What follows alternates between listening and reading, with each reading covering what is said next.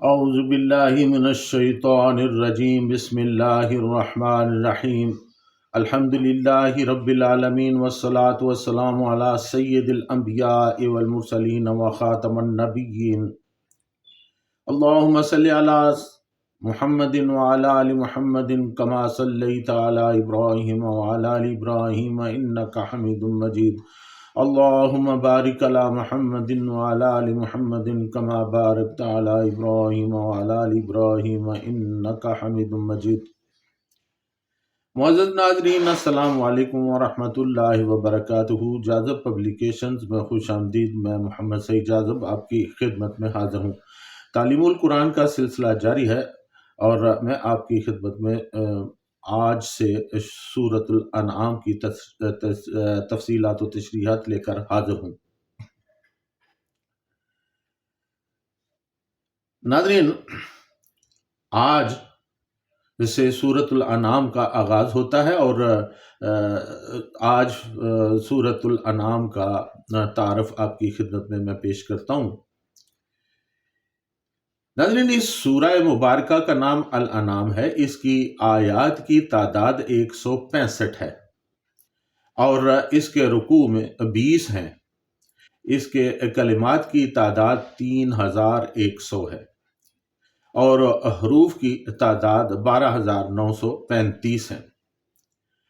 اس میں انعام مویشیوں کی حلت و حرمت کے متعلق کفار کے خیالات فاسدہ کی تردید کی گئی ہے، اسی لیے اس سورہ کا نام الانعام رکھا گیا ہے۔ ناظرین، حضرت عبداللہ بن عباس رضی اللہ تعالی عنہ کی روایت ہے کہ یہ پوری سورت مکہ میں بیک وقت نازل ہوئی تھی۔ حضرت معاذ بن جبل رضی اللہ تعالیٰ عنہ کی چچا زاد بہن اسماء بنت یزید رضی اللہ تعالیٰ عنہ فرماتی ہیں کہ جب یہ سورت نبی کریم صلی اللہ تعالیٰ علیہ وآلہ وسلم پر نازل ہو رہی تھی، اس وقت آپ اونٹنی پر سوار تھے۔ میں اس کی نکیل پکڑے ہوئے تھی اور بوجھ کے مارے اونٹنی کا یہ حال ہو رہا تھا کہ معلوم ہوتا تھا کہ اس کی ہڈیاں اب ٹوٹ جائیں گی۔ روایات میں اس کی بھی تصریح ملتی ہے کہ جس رات یہ نازل ہوئی اسی رات کو آپ نے اسے قلم بند کروا دیا تھا۔ نیز اس کے مضامین پر غور کرنے سے صاف معلوم ہوتا ہے کہ سورت مکی دور کے آخری زمانہ میں نازل ہوئی تھی۔ حضرت اسماء بنت یزید رضی اللہ تعالیٰ عنہ کی یہ روایت بھی اسی کی تصدیق کرتی ہے، کیونکہ موصوفہ انصار میں سے تھیں اور ہجرت کے بعد ایمان لائیں۔ اگر قبول اسلام سے پہلے محض بربنائے عقیدت وہ نبی اکرم صلی اللہ تعالیٰ علیہ وآلہ وسلم کی خدمت میں مکہ حاضر ہوئی ہوں گی تو یقیناً یہ حاضری آپ صلی اللہ تعالیٰ علیہ وآلہ وسلم کی مکی زندگی کے آخری سال میں ہی ہوئی ہوگی۔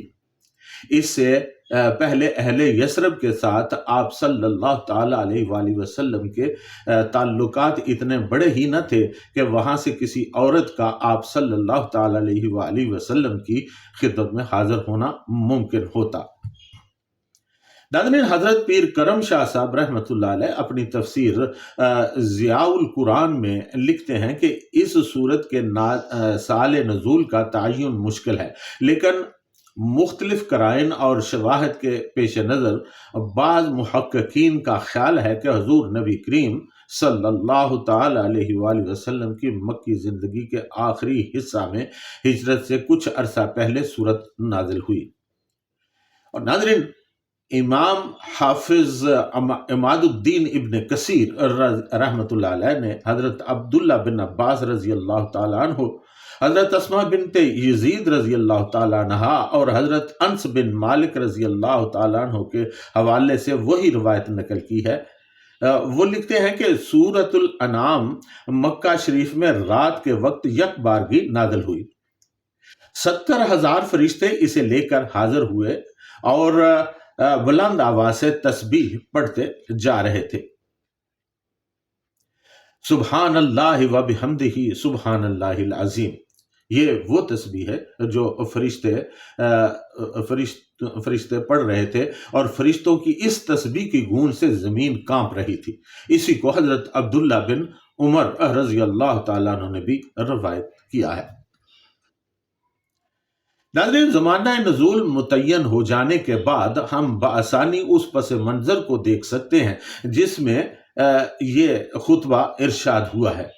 اس وقت رسول اللہ صلی اللہ تعالی علیہ وآلہ وسلم کو اسلام کی طرف دعوت دیتے ہوئے 12 سال گزر چکے تھے۔ قریش کی مزاحمت اور ستم گری اور جفاکاری انتہا کو پہنچ چکی تھی۔ اسلام قبول کرنے والوں کی ایک بڑی تعداد ان کے ظلم و ستم سے عاجز آ کر ملک چھوڑ چکی تھی اور حبش میں مقیم تھی۔ نبی کریم صلی اللہ تعالی علیہ وآلہ وسلم کی تائید و حمایت کے لیے نہ ابو طالب باقی رہے تھے اور نہ حضرت خدیجہ رضی اللہ تعالی عنہا موجود تھی۔ اس لیے دنیوی سہارے سے محروم ہو کر آپ صلی اللہ تعالی علیہ وآلہ وسلم شدید مزاحمتوں کے مقابلہ میں تبلیغ رسالت کا فرض انجام دے رہے تھے۔ آپ صلی اللہ تعالی علیہ وآلہ وسلم کی تبلیغ کے اثر سے مکہ میں اور اس کے گرد و نواح کے قبائل میں بھی سالے افراد پے در پے اسلام قبول کرتے جا رہے تھے، لیکن قوم بحثیت مجموعی رد و انکار پر تلی ہوئی تھی۔ جہاں اگر کوئی شخص اسلام کی طرف ادنا میلان بھی رخت ظاہر کرتا تو اسے طعن و ملامت، جسمانی اذیت اور معاشی و معاشرتی مقاطعہ کا ہدف بننا پڑتا تھا۔ ناظرین، اس تاریک ماحول میں صرف ایک ہلکی سی شعاع یثرب کی طرف نمودار ہوئی، جہاں سے اوس اور خزرج کے بااثر لوگ آ کر نبی کریم صلی اللہ تعالی علیہ وآلہ وسلم کے ہاتھ پر بیعت کر چکے تھے، اور جہاں کسی اندرونی مزاحمت کے بغیر اسلام پھیلنا شروع ہو گیا تھا۔ مگر اسی حقیر سی ابتدا میں مستقبل کے جو امکانات پوشیدہ تھے انہیں کوئی ظاہر بین آنکھ نہ دیکھ سکتی تھی۔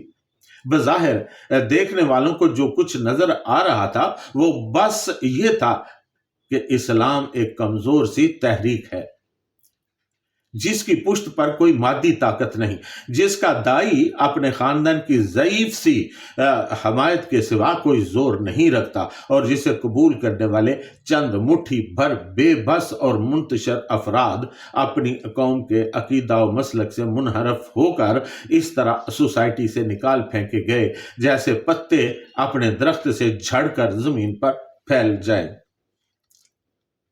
ناظرین، حضرت پیر کرم شاہ صاحب رحمۃ اللہ علیہ اپنی تفسیر ضیاء القرآن میں لکھتے ہیں کہ مدینہ طیبہ میں اسلام کو یہودیت اور عیسائیت سے واسطہ تھا، اس لیے مدنی صورتوں میں ان کے عقائد کی تردید، ان کے اطوار کا محاسبہ اور ان کی اصلاح پر زیادہ توجہ دی گئی۔ لیکن مکہ کا ماحول بالکل انوکھا تھا۔ یہاں کے لوگ نظریاتی اور اعتقادی لحاظ سے یکسر جدا تھے۔ یہاں کی زندگی کی مشکلات اور مسائل نرالی قسم کے تھے۔ ان حالات میں اللہ تعالیٰ کی طرف سے اپنے نبی صلی اللہ تعالی علیہ وآلہ وسلم پر جو وحی نازل ہوئی اس میں انہیں مشکلات کا حل اور انہیں مسائل کا جواب پیش کیا گیا ہے۔ اس لیے اس سورہ مبارکہ کے مطالعہ سے پہلے اس کی چند خصوصیات کا ذہن نشین کر لینا فائدہ سے خالی نہیں ہوگا، جو کہ میں آپ کی خدمت میں پیش کر رہا ہوں۔ ناظرین، پہلی بات تو یہ ہے کہ مکہ کی تقریباً تمام تر آبادی مشرک اور بت پرست تھی۔ ان پتھر کے بتوں اور مٹی کی مورتیوں کے متعلق ان کا عقیدہ یہ تھا کہ وہ بھی الہ یعنی خدا ہے، اس لیے بے سروپا بات کے اظہار میں انہیں ذرا تعامل نہ تھا، بلکہ جب حضور صلی اللہ تعالی علیہ وآلہ وسلم نے انہیں بتایا کہ بے جان اور بے زبان مجسمے خدا نہیں، خدا تو وہ ذات والا صفات ہے جو زمین و آسمان کا خالق ہے، ہر چیز پر قادر ہے اور اس کے علم سے کائنات کا کوئی ذرہ بھی مخفی نہیں۔ تاریک غار میں اور اندھیری رات میں ننھی سی چیونٹی کے رینگنے کی آواز کو بھی وہ سنتا ہے۔ تو یہ سن کر وہ حیرت و ششدر ہو گئے اور مارے حیرت کے کہہ اٹھے، اجعل الآلہۃ الہا واحدا ان ھذا لشیء عجاب، یعنی کیا تم نے صرف ایک الہ کو معبود بنا لیا ہے؟ یہ تو بڑی عجیب و غریب بات ہے۔ جب وہ ان کو خدا مانتے تھے تو ان کی عبادت بھی کیا کرتے تھے، خدا سمجھتے ہوئے اپنے مشکلات اور تکالیف میں انہی کی طرف رجوع کیا کرتے تھے، اپنی ضروریات اور حاجات کے لیے انہی کے سامنے دست سوال بھی دراز کیا کرتے تھے۔ وہی ان کے میہ برسانے والے، وہی ان کو صحت دینے والے، وہی ان کو دشمنوں پر غالب کرنے والے تھے۔ اسی صورت مبارکہ میں ان کے اس مشرکانہ عقیدہ کی تردید کی گئی ہے۔ انہیں بتایا گیا کہ پتھر کے یہ بت جو شکل و صورت میں کسی سنگ تراش کے مرہون منت ہے، وہ خدا کیسے ہو سکتے ہیں؟ خدا تو وہ ذات ہے جس نے کن یعنی ہو جا فرمایا تو یہ عالم رنگ و بو اپنی تمام دل آویزیوں اور عظمتوں کے ساتھ موجود ہو گیا، جس کا علم اتنا ہمہ گیر ہے کہ ظاہر و باطن سب اس پر عیاں ہے، جس وقت چاہے جسے چاہے چھین لے، کوئی دم نہیں مار سکتا۔ ساری کائنات نوری و ناری، آبی اور خاکی، سب کی سب بلا استثناء اپنے وجود، اپنی بقا، اپنی نشو و نما، اپنے تمام شعون حیات میں ہر لحظہ ہر لمحہ اس کی نظر کی رحمت کی محتاج ہے اور اسے کسی کی حاجت نہیں ہے۔ ناظرین، قرآن مجید اپنے پڑھنے اور سننے والوں کو فلسفہ کی بھول بھلائیوں میں حواس باختہ اور اس کی ثقیل اور غیر مانوس اصطلاحوں سے مرعوب نہیں کرتا، بلکہ کائنات کی اس کھلی ہوئی کتاب میں غور و فکر کی دعوت دیتا ہے۔ یہ سورج، یہ چاند کس کی کبریائی کے شاہکار ہیں؟ زمین کی سطح پر لہلاتے ہوئے شاداب کھیت، رنگا رنگ پھول، قسم قسم کے پھل کس کی شہادت کی قدرت کی شہادت دے رہے ہیں؟ یہ گھنگور گٹائیں اور ان سے ٹپکنے والے حیات بخش قطرے کس کی رحمت کا مظہر ہیں؟ صرف اللہ وحدہ لا شریک ہے۔ کون انکار کر سکتا ہے ان حقائق کا؟ یہی وہ نور تابہ تھا جس کی تجلیوں کے سامنے کفر و شرک کی ظلمتوں کو کہیں پناہ نہیں ملی۔ ناظرین، اسلام، قرآن اور صاحب قرآن صلی اللہ تعالی علیہ وآلہ وسلم سے مشرکین کی مخالفت کسی سنجیدگی اور متانت پر مبنی نہ تھی، اور نہ قرآنی دلائل کے جواب میں ان کے پاس کوئی ایسی قوی دلیل تھی جس سے وہ اپنے باطل عقائد کی حفاظت کر سکتے۔ ان کا سرمایہ مذاق، تمسخر اور طرح طرح کی حجت بازیاں تھی۔ اس یتیم اور بے یار و مددگار کو رسالت و نبوت کے لیے کیوں منتخب کیا گیا؟ لو اور سنو، موت کے بعد نئی زندگی کا پرچار ہو رہا ہے، بھلا یہ بھی کوئی ماننے کی بات ہے؟ بس اس قسم کے ان کے اعتراضات تھے جنہیں وہ بڑی شد و مد سے پیش کیا کرتے تھے۔ اس صورت مبارکہ میں ان کا رد کیا گیا ہے۔ ناظرین، ایک طرف انتہائی خلوص، للہیت اور غیر اندیشی کے جذبات کے ساتھ نور حق کی طرف رہنمائی کی جا رہی ہے، دوسری طرف سے ضد اور ہٹ درمی کا مظاہرہ ہو رہا ہے۔ اس سے ہادی برحق کا دل رحیم بہت رنجیدہ ہوتا۔ اللہ تعالیٰ اپنے محبوب صلی اللہ تعالیٰ علیہ وآلہ وسلم کو بار بار تسلی دیتے کہ آپ صلی اللہ تعالیٰ علیہ وآلہ وسلم رنجیدہ نہ ہوں۔ آپ صلی اللہ تعالیٰ علیہ وآلہ وسلم کو بھی صبر سے اس سرد مہری اور دل آزاری کا سامنا کرنا ہوگا۔ حق و باطل کی آویزش، نور و ظلمت کی کشمکش کا سلسلہ جاری رہے گا۔ اللہ تعالیٰ کی قدرت سے بعید نہیں کہ وہ چشم زدن میں سب کو اسلام لانے پر مجبور کر دے، لیکن یہ اس کی حکمت کے خلاف ہے، ورنہ حضرت ابراہیم علیہ السلام کو بار بار تسلی دیتے ہیں کہ آپ صلی اللہ تعالیٰ علیہ وآلہ وسلم رنجیدہ نہ ہوں۔ آپ صلی اللہ تعالیٰ علیہ وسلم سے پہلے بھی انبیاء علیہ السلام آئے، انہیں ستایا گیا، اذیتیں پہنچائی گئیں، لیکن انہوں نے صبر کیا۔ یہی سنت الہی ہے۔ آپ صلی اللہ تعالیٰ علیہ وآلہ وسلم کو بھی صبر سے اس سرد مہری اور دل آزاری کا سامنا کرنا ہوگا۔ حق و باطل کی آویزش، نور و ظلمت کی کشمکش کا سلسلہ جاری رہے گا۔ اللہ تعالیٰ کی قدرت سے بعید نہیں کہ وہ چشم زدن میں سب کو اسلام لانے پر مجبور کر دے، لیکن یہ اس کی حکمت کے خلاف ہے، ورنہ حضرت ابراہیم علیہ السلام اور نمرود کی پہچان کیسے ہو پاتی؟ حضرت حسین رضی اللہ تعالیٰ اور یزید کا امتیاز کیوں کر ہوتا؟ ناظرین، سورہ مبارکہ کے آخری حصہ میں مشرکین کی ان جاہلانہ رسموں کی تردید کی گئی ہے جو انہوں نے جانوروں کی حلت و حرمت وغیرہ کے متعلق مقرر کر رکھی تھی، اور واضح طور پر بتا دیا کہ تمہاری من گڑت باتیں اللہ تعالیٰ کا یہ حکم نہیں۔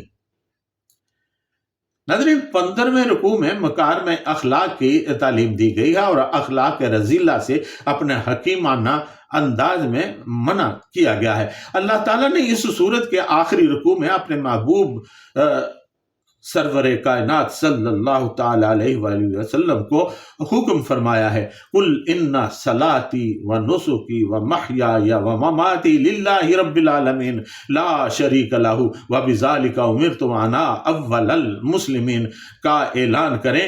ان دونوں آیتوں کا ترجمہ آپ بار بار پڑھیں اور غور کریں، آپ کا دل پکار اٹھے گا کہ بخدا یہی حاصل اسلام ہے اور یہی روح توحید بھی ہے۔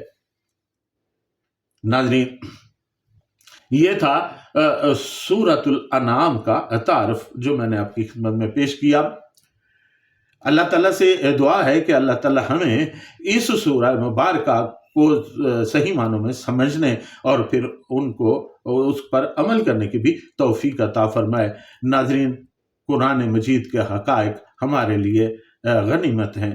اللہ تعالیٰ نے ہماری رہنمائی کے لیے یہ آیات نازل فرمائی ہیں۔ اللہ تعالیٰ ہمیں ان سے استفادہ کرنے کی توفیق عطا فرمائے اور نبی کریم صلی اللہ تعالیٰ علیہ وآلہ وسلم کی سنتوں پر عمل کرنے والا بنائے۔ اس کے ساتھ ہی آج کی نشست میں اجازت، وما علینا الا البلاغ المبین۔